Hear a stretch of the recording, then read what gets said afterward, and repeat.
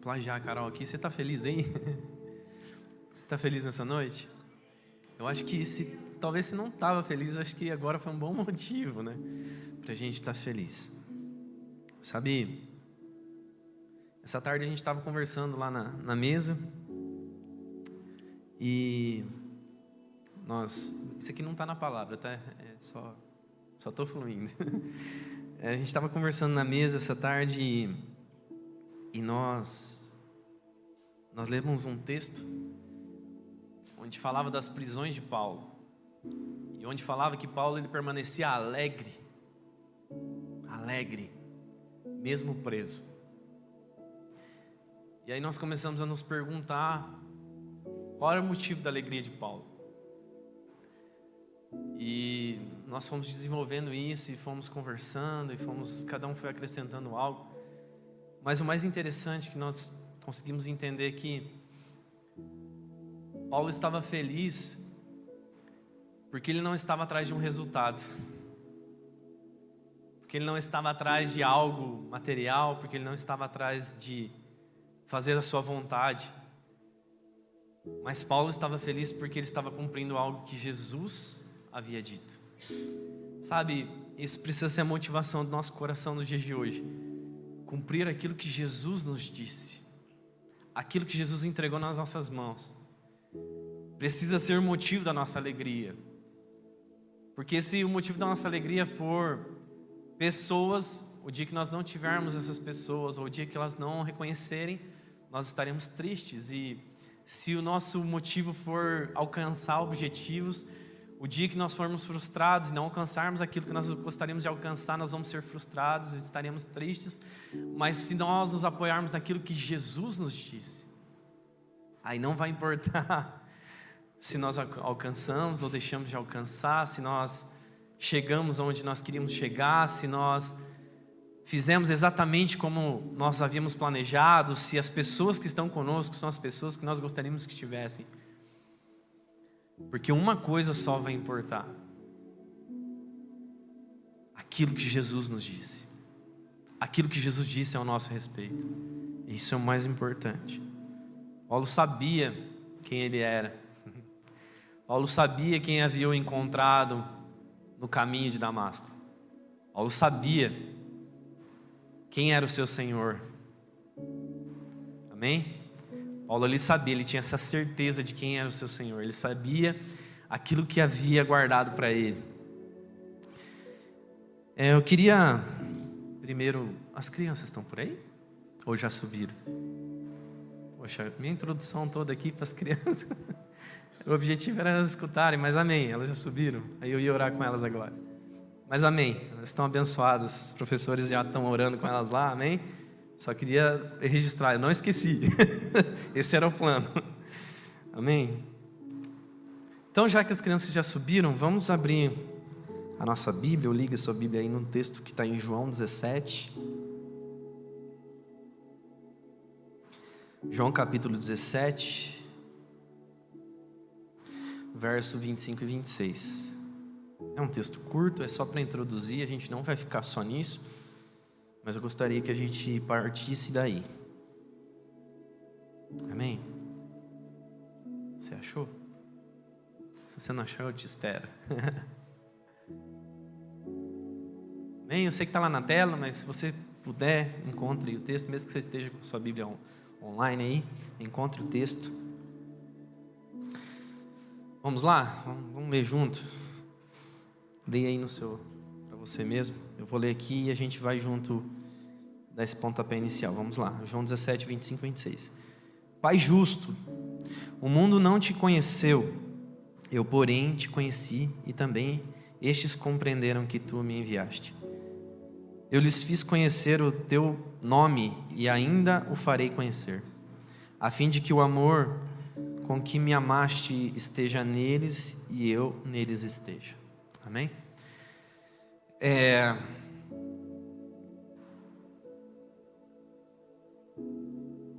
Eu confesso que eu estava bem receoso assim de trazer essa palavra, porque eu acho que eu sou igual a muitos que ficam meio que fazendo prova com Deus das coisas, né? Mas eu acredito que o Senhor já tem convergido há muito tempo esse tema. Por quê?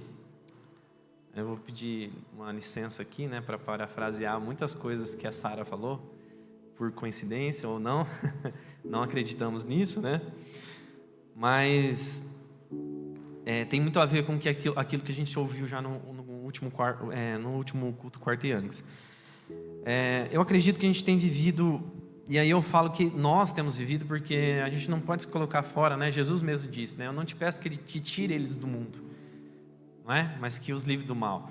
Mas eu digo que nós estamos, porque nós estamos aqui no mundo, amém? A gente não pode ficar passando pano, né? A gente está no mundo, estamos sujeitos às mesmas paixões, às mesmas coisas que todos os homens. E eu acredito que o mundo ele tem vivido uma crise existencial coletiva. Amém? Se você não concordar também, a gente vai construir o pensamento aqui e vamos ver o que Jesus faz. Mas eu acredito nisso, nós temos vivido uma crise existencial coletiva. Sabe, eu acho que por muito tempo foi passado de geração para geração e em algum ponto desse repassar perdeu-se um pouco daquilo que, sei lá, os nossos avós, os nossos bisavós tinham, que era o de passar valores, sabe, princípios, talvez até um legado forte.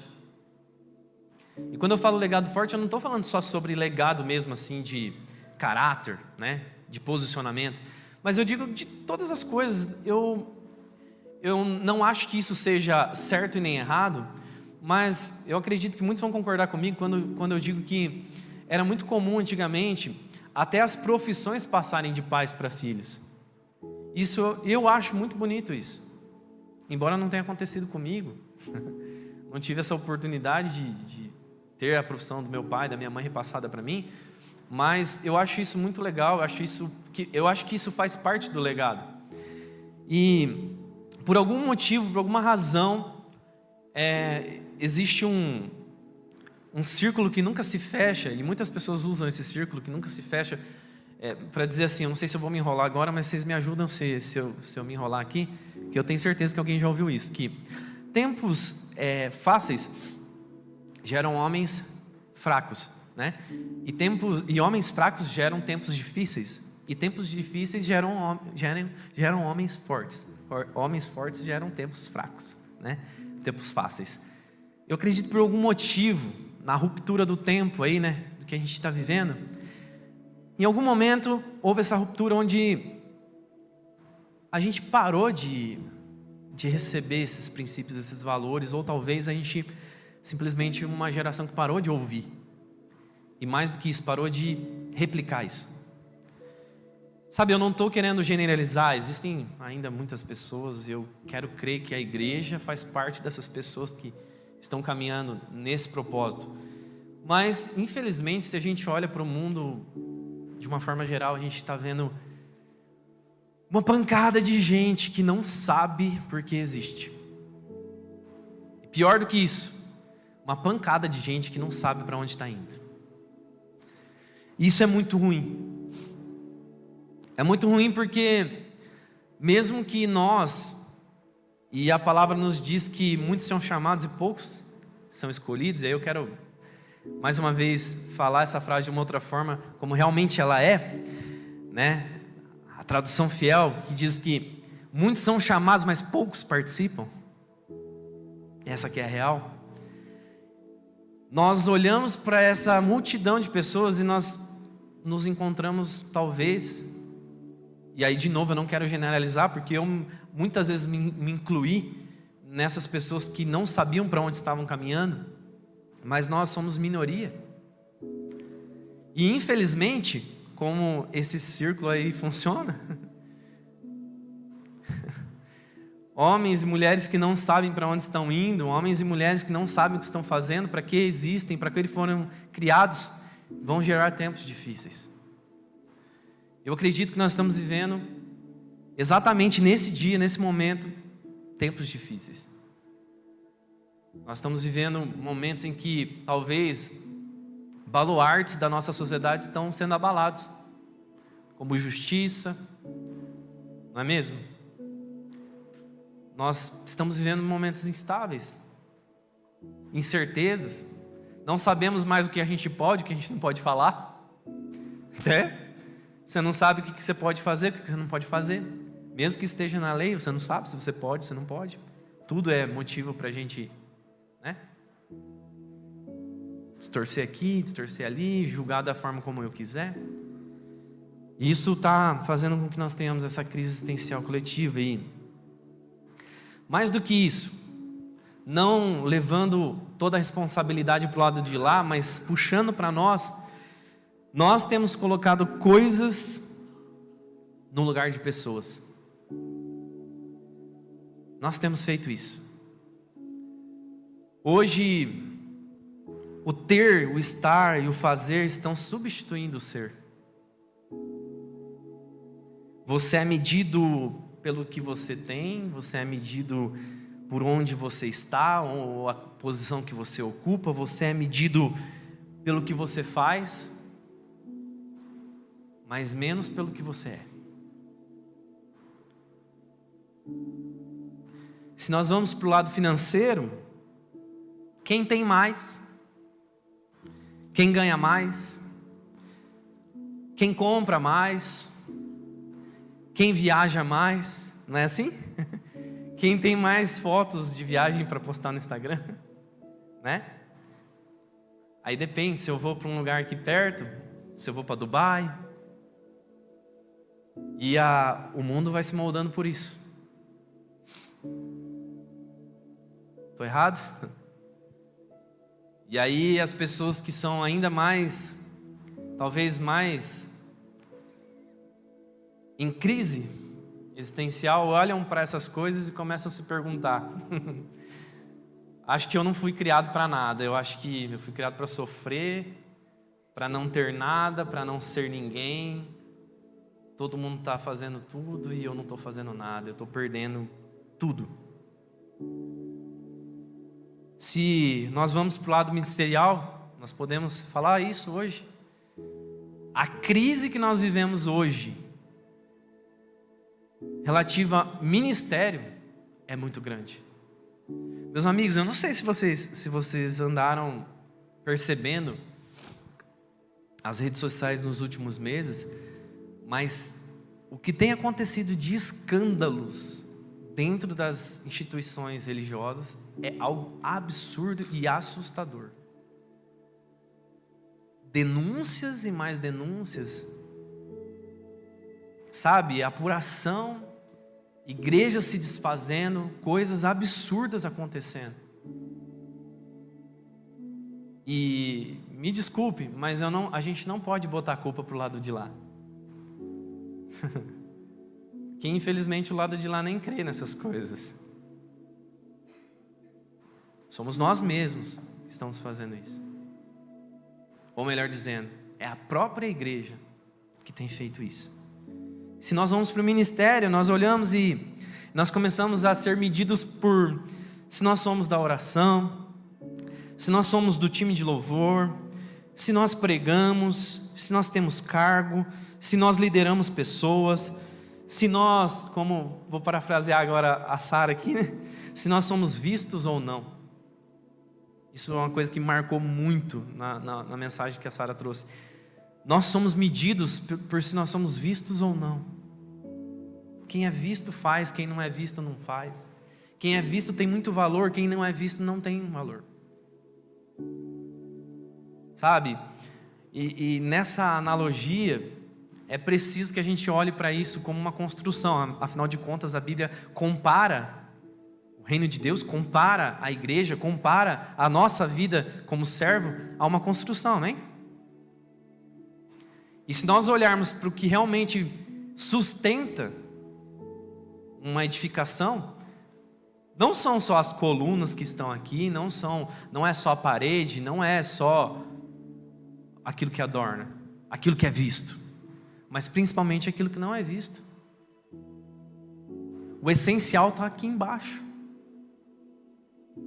E muitas vezes nós somos medidos e medimos os outros se nós vemos ou não vemos. É pesado. Faz parte. Amém? Você é meu amigo ainda? Você está feliz ainda? Depois dessa é difícil, né? Mas amém? Você está entendendo? Sim ou não? Amém? Afinal, o que é mais importante? Um lugar de honra na mesa junto aos nobres da terra? Ou ser conhecido pelo nome nas bodas do Cordeiro? Uau! O que é mais importante? Sabe o que é mais importante para mim e para você?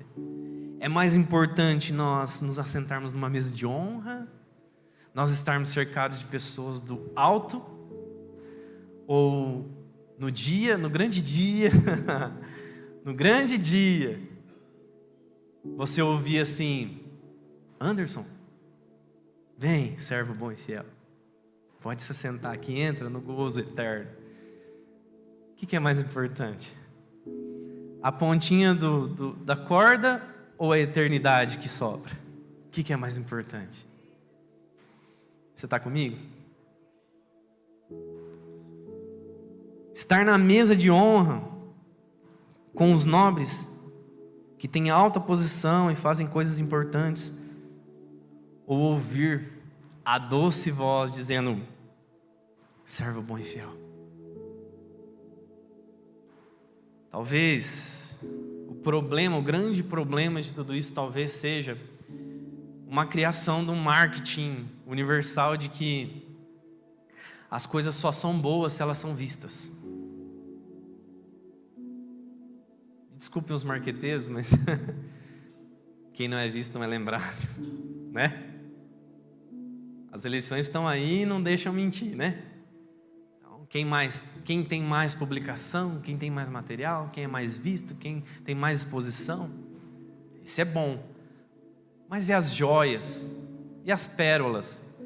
E os tesouros escondidos?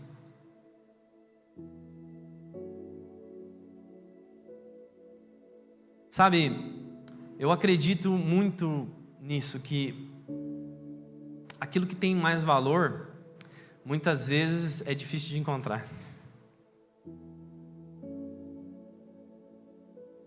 Sabe, aquilo que tem mais valor muitas vezes não quer ser visto. Isso é verdade. Você percebe que uma pessoa gosta daquilo que ela faz quando você fala para ela: vai lá, fala você. A ideia é sua, apresenta lá. Fala: não, isso aí não é comigo. Vai você. O meu negócio é, sabe?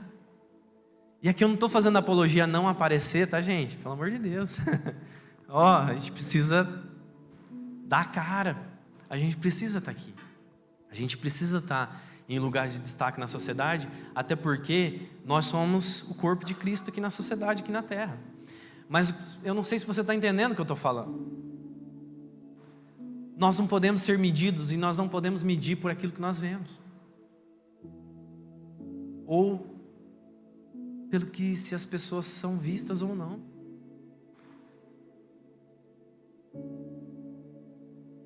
Afinal de contas, o verdadeiro valor de um perfume não é a sua embalagem, mas é a sua fragrância, é o que contém nele. Amém? O que vale mais para você? A patente e a coroa ou a orelha furada? Quem lê a Bíblia vai entender a referência. O que vale mais para você? Uma coroa de glória e de honra ou ter uma orelha furada? Se você ficou meio boiando, eu vou te dar um texto. Abre comigo lá em Êxodo 21.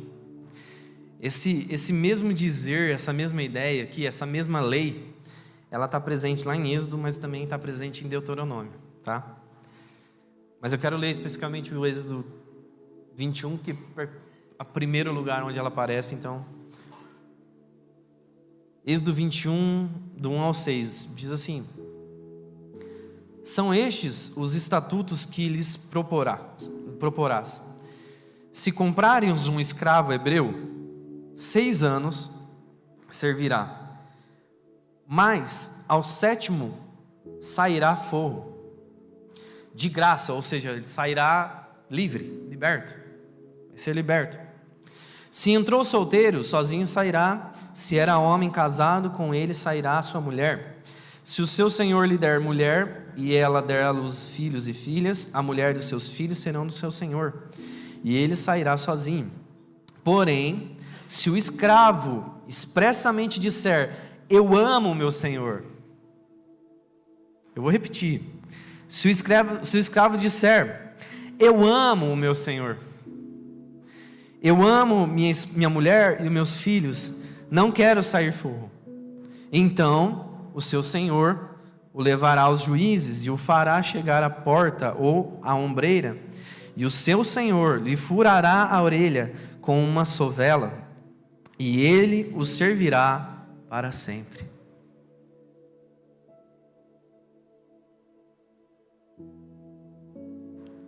O que vale mais? Você ter tudo que você pode conquistar nessa terra e perder a sua alma, ou você saber que você tem escolha de ser livre de Jesus, ser livre de Deus, mas ter a sua orelha furada? Decidir permanecer.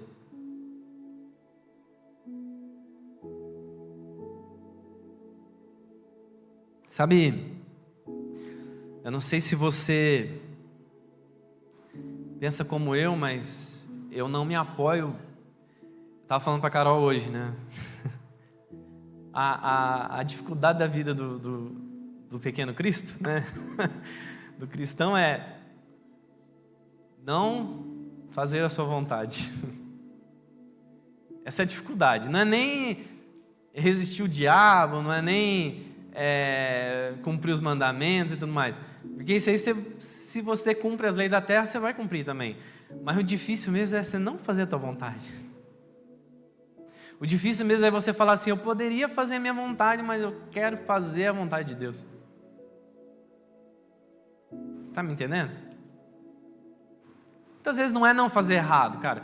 Não fazer errado é normal, não fazer errado é o normal. Cumprir a lei é o normal. Difícil é você fazer algo que você não precisava fazer, mas você fazer porque eu amo meu Senhor. Eu prefiro ter minha orelha furada.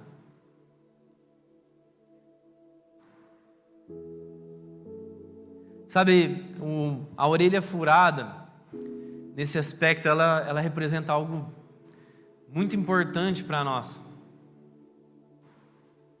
Porque eu não sei se você já pensou sobre isso, mas a Bíblia ela nos fala que se o Filho nos libertar, verdadeiramente nós seremos livres, não é verdade? Que isso, não é isso que a Bíblia diz? Mas eu quero te apontar que isso é uma verdade, e é tão verdade, que nesse contexto você não vai direto para a liberdade total. Existe um processo. Porque pensa comigo, se antes você era escravo do quê? Antes de aceitar Jesus. Você era escravo de Satanás, você era escravo dos seus desejos, da sua carne, não é? Dos seus pecados, da vontade da carne. Você tinha um Senhor. Aí Cristo vem e Ele racha isso. Cristo vem e rasga o véu. Cristo vem e apaga a minha e a sua dívida com esse Senhor. Só que Ele não faz só isso. Cristo, Ele apaga a minha dívida e a sua dívida. Ele vai e desautoriza a autoridade que aquele Senhor tinha sobre a nossa vida. Mas a partir desse momento, eu não sei se você conhece isso da lei, mas a lei fala que aquele que pagar a dívida, ou seja, aquele que tirar daquele Senhor, passa a ser Senhor. Amém? Jesus passou a ser nosso Senhor, por obrigação, porque Ele pagou a nossa dívida, porque Ele nos libertou do nosso antigo Senhor. Só que Jesus, ele é tão... Cara, como que eu posso definir? Ele transcende tanto o amor que nós conhecemos, que ele, sendo nosso Senhor, por direito, amém? Você está entendendo isso? Ele pagou a sua dívida. Você não manda em nada. Você não manda nem na pontinha do teu dedo que você bate de vez em quando em algum lugar. E Jesus, ele fala assim: olha, eu deixo a sua escolha. Você é livre. Ou seja, você não precisa nem ficar os 6 anos comigo. Você é livre. Mas se você quiser, eu posso te levar ali, posso colocar a sua orelha no batente da porta e eu posso furar a sua orelha. E todo mundo vai saber que você, servo da orelha furada, resolveu ser servo por amor daquele que foi o servo com as mãos furadas. Amém? Isso é um ato de amor. Sabe, o amor de Cristo nos constrange. Alguém que não precisava fazer algo que fez, nos deu um presente que nós não merecíamos receber, e além disso, nos libertou totalmente, para que a gente possa, inclusive agora, se a gente quiser, dar as costas para Jesus e voltar. Mas Ele dá essa oportunidade para nós e diz: você pode ser um servo da orelha furada. Mesmo podendo ir embora, mesmo podendo ser livre, você pode escolher por amor, não por imposição, mas por amor, permanecer comigo. Sabe, eu não sei se você acompanhou o texto, mas esse servo, ele não titubeou nem um pouco, ele não pensou nem um pouco, ele disse: eu amo o meu Senhor. Eu imagino isso real, oficial, sabe? Eu imagino isso no momento assim: olha, você está livre, você pode ir. Não, eu amo o meu Senhor, eu não quero ir embora. E aí eu quero te fazer uma pergunta.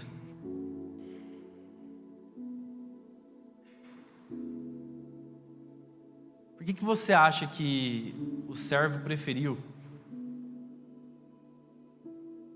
continuar escravo? Será que o servo preferiu continuar escravo porque não faltava nada na casa do seu senhor? Será que o servo preferiu continuar sendo servo porque ele tinha comida à vontade, bebida à vontade? Será que é porque ele dormia num lugar gostoso? Será que era porque... sei lá, imaginem aí o que vocês quiserem imaginar que possa ter na casa de um Senhor que eu acredito que tem tudo. Mas eu tenho uma resposta que eu acredito que você vai concordar comigo. Que esse servo, ele só decidiu permanecer com o seu Senhor porque o seu Senhor o amou primeiro.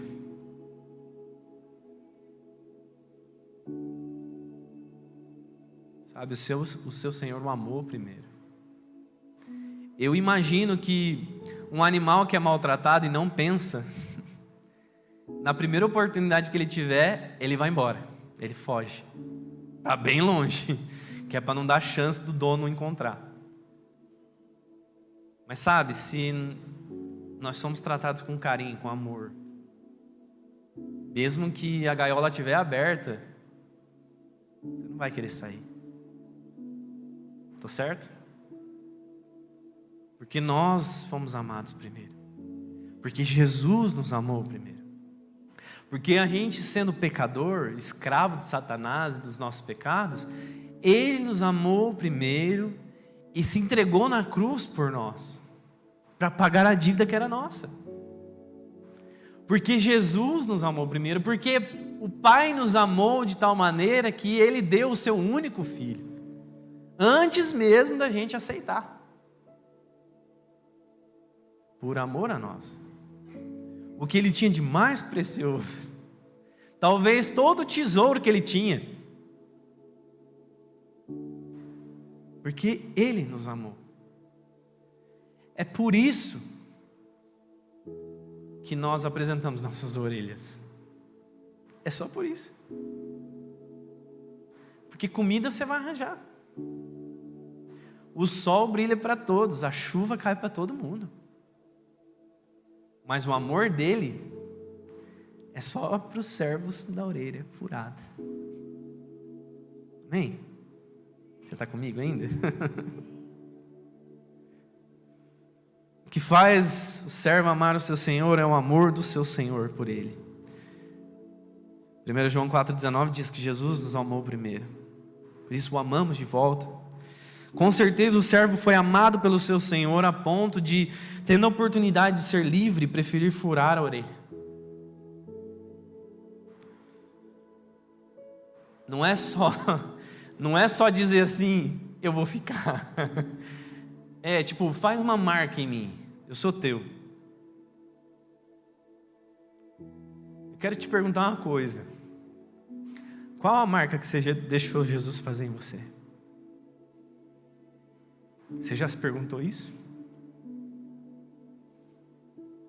Você já se perguntou qual foi a marca que você falou para o Jesus? Jesus, pode me marcar. Porque eu não sei se você pensa isso, mas provavelmente, hoje, eu creio nisso, que furar uma orelha dói. Mas eu imagino que naquela época era muito pior. E eu te pergunto de novo, qual a marca que você pediu para Jesus fazer em você?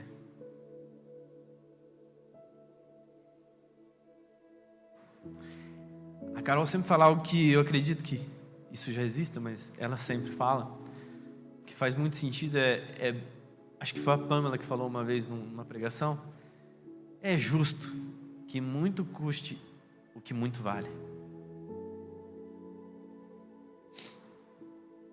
Vale a liberdade de poder fazer o que a gente quiser. Vale. Vale uma dor, uma marca que a gente vai acompanhar a gente para sempre. Vale. E eu volto a repetir. Qual a marca que você disse para Jesus, pode fazer em mim, eu sou teu? Sabe, com certeza o servo foi amado pelo seu Senhor, preferiu furar a sua orelha, mas com certeza algo que eu posso afirmar para você é que servir aquele Senhor não era pesado. Sabe, com certeza o serviço àquele Senhor dele, de modo algum era pesado, de modo algum o fardo era pesado, de modo algum o seu jugo era sufocante. Se assim não fosse, ele com certeza teria ido embora, mas ele preferiu ficar. Se nós temos patente, se nós temos coroas, se nós temos cargos, se nós temos posição, ou se ainda a gente tem recurso que sobra, isso simplesmente não importa, porque nós somos amados pelo nosso Senhor. Você está comigo mesmo?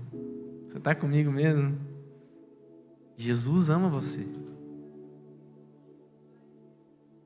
O nosso Senhor, o qual nós escolhemos ser escravos por amor, Ele nos ama. E não é um amor humano, é um amor que transcende o amor humano. É um amor inexplicável. É um amor que quem estuda define esse amor como sendo ágape. Amor sem uma razão. Amor sem medida. Amém? Você está entendendo? De verdade? Posso confiar que você está entendendo? Olha só o que diz em Mateus 23, para a gente ir indo para o encerramento.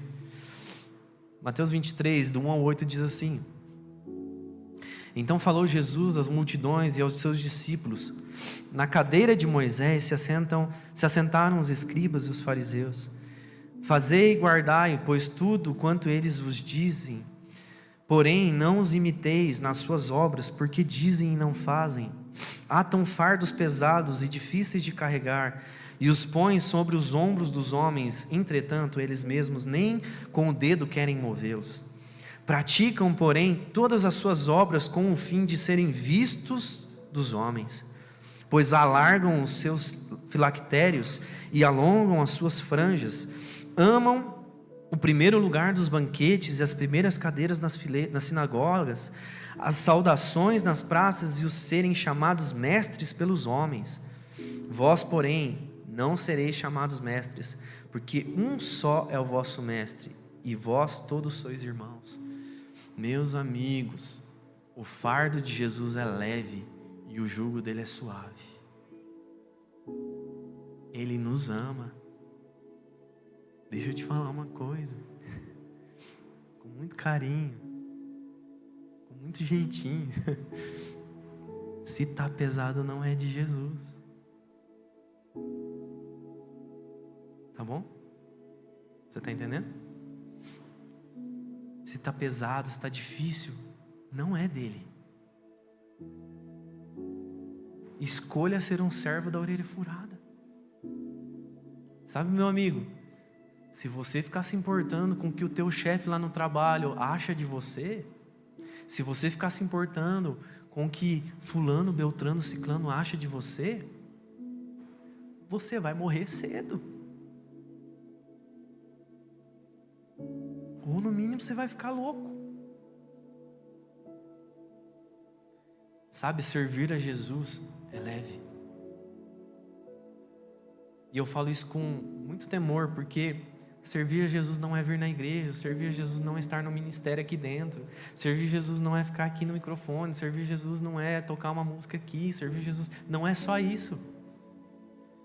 Principalmente não é isso. Se você não puder abrir mão da sua vontade, se você não puder abrir mão do seu descanso, se você não puder abrir mão do eu não sirvo para isso, eu não consigo dedicar um tempinho para ouvir alguém, cara, isso é a marca de Jesus na sua orelha. Você é muito mais igreja sentado tomando um café com uma pessoa que precisa do que fazendo algo extraordinário para Jesus aqui na frente ou em qualquer outro lugar. Você vai ser mais servo ouvindo, às vezes, do que fazendo. Meus amigos, nós não podemos medir nem ser medidos pelo que nós fazemos. Se você é de verdade, não é pesado, é leve. Sabe, e eu não sou super-homem, eu não sou uma pessoa que não erra, eu estou sujeito a erros. E tudo bem, eu posso ser corrigido. Mas eu prefiro ficar com a palavra que me diz que não é pesado. Eu sei que servir a Jesus é leve, eu sei que é muito bom, eu sei que é gostoso, eu sei que servir a Jesus é algo que, se eu tiver a oportunidade de ser livre e nunca mais fazer o que eu estou fazendo, eu não vou querer. Você está comigo? Cuspi longe aqui agora. Você está comigo? Eu não vou querer, cara. Mesmo que tenha uma dificuldade aqui e ali, mesmo que tenha um tropeço aqui e ali, mesmo que alguém esteja ali, sabe? Mesmo que tenha um espinho da carne que fica doendo, sabe aquele espinho que Paulo tinha? E que a gente leu hoje à tarde? E que falava que ele estava alegre, cara. Aí eu faço uma pergunta que eu ouvi o Douglas Gonçalves falando, cara, e que a gente compartilhou essa tarde. O que foi que Paulo viu? O que foi que ele ouviu, cara?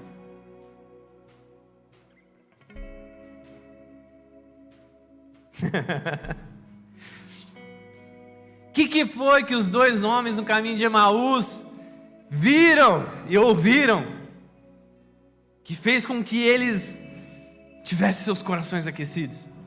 O que foi? Hein, Marta, o que foi que eles ouviram? O que eles viram? Será que era pesado? Acho que não. O que foi, Renan? O que foi que Moisés ouviu?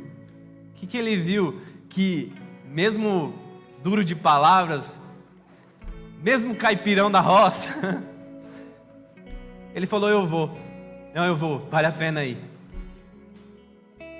Mesmo o cara lá resistindo várias vezes e várias vezes e várias vezes, mesmo ele sendo um Zé Ninguém, o cara lá, o governador de tudo, ele falou: vale a pena.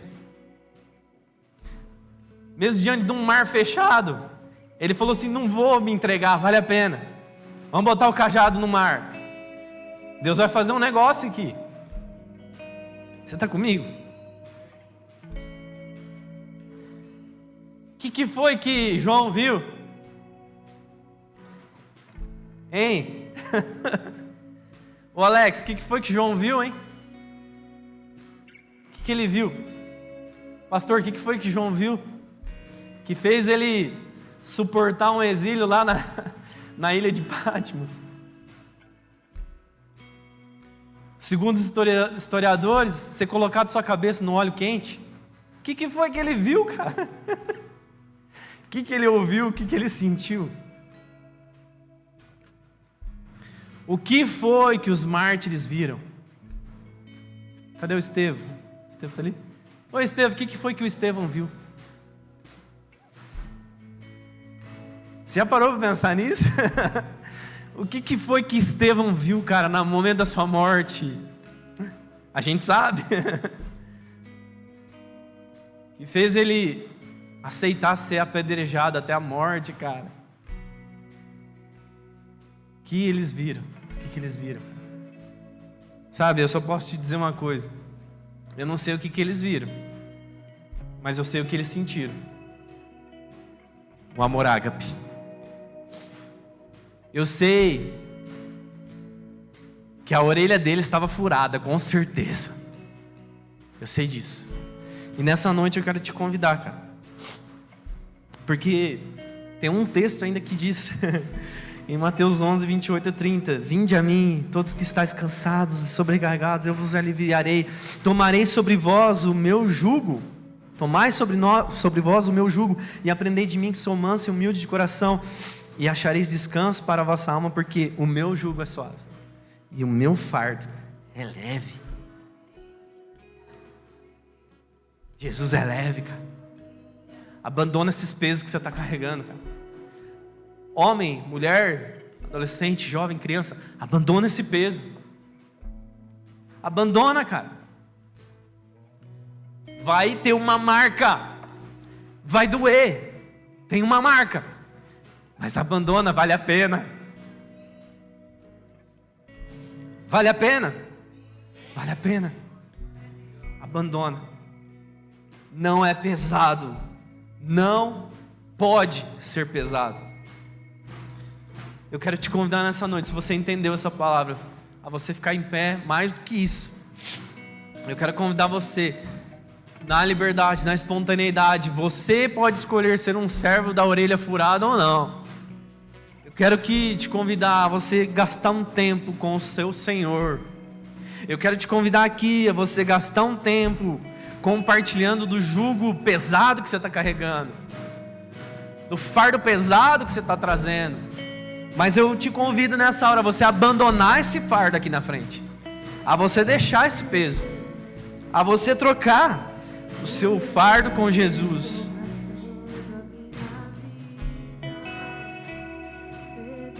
Sabe, que você tenha, cara, essa ousadia de dizer: pode furar minha orelha, pode furar, eu aceito, fura minha orelha, eu te amo, eu prefiro ficar, mesmo podendo ir.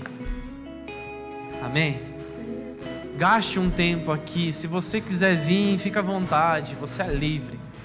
Mas eu te falo, gaste esse tempo diante do seu Senhor.